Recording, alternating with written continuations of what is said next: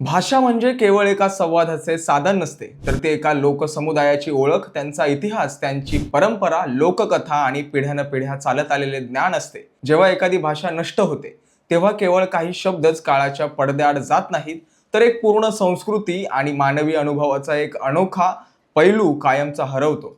दुर्दैवाने आज महाराष्ट्रातील विदर्भ आणि लगतच्या प्रदेशातील अनेक आदिवासी भाषा लोप पावण्याच्या मार्गावरती आहेत। युनेस्को आणि भारत सरकारच्या 2013च्या अहवालानुसार या भाषा आज अत्यंत नाजूक स्थितीत आहेत।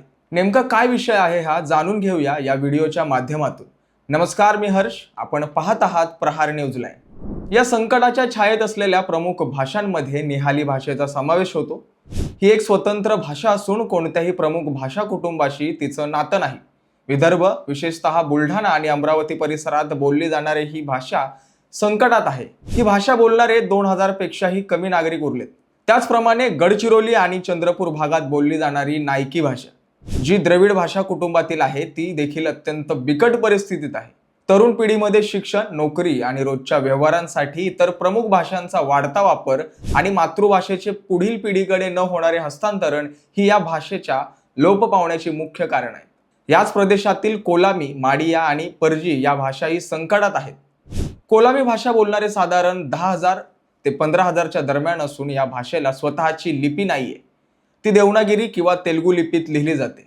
गडचिरोलीच्या सीमा भागात बोलल्या जाणाऱ्या परजी भाषेचेही चित्र वेगळं नाहीये। तसेच माडिया जमातीची समृद्ध लोककला, गीते आणि निसर्गज्ञान माडिया भाषेतूनच जतन झाले। याशिवाय गोंडी भाषेच्या अनेक स्थानिक बोली असुरक्षित असून त्यांच्याही अस्तित्वाचा प्रश्न गंभीर बनलाय। गोंडी भाषेचे लाखो नागरिक असले तरी प्रत्येक विशिष्ट बोली बोलणारे झपाट्याने कमी होत आहेत। या भाषांचे संवर्धन करणे हे आपल्या सर्वांचं कर्तव्य आहे। या भाषा केवळ मौखिक परंपरेने जिवंत आहेत, त्यांना लिखित स्वरूपात आणण्यासाठी तातडीने दस्तऐवजीकरण म्हणजेच डॉक्युमेंटेशन करणं आवश्यक आहे। जर आपण आज वेळीच पावले उचलली नाहीत तर आपल्या राज्याच्या सांस्कृतिक वैभवाचा एक अमूल्य भाग कायमचा नाहीसा होईल। आदिवासी समुदायांना त्यांच्या मातृभाषेतून शिक्षण आणि रोजगाराच्या संधी उपलब्ध करून देणे ही काळाची गरज आहे।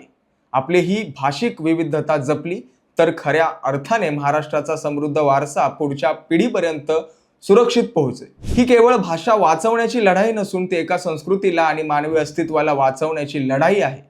या विषयावर तुमचं मत काय? कमेंट्समध्ये नक्की सांगा। व्हिडिओ आवडला असल्यास लाईक करा, शेअर करा आणि प्रहार न्यूज लाईव्ह चॅनलला सबस्क्राईब करायला विसरू नका। धन्यवाद।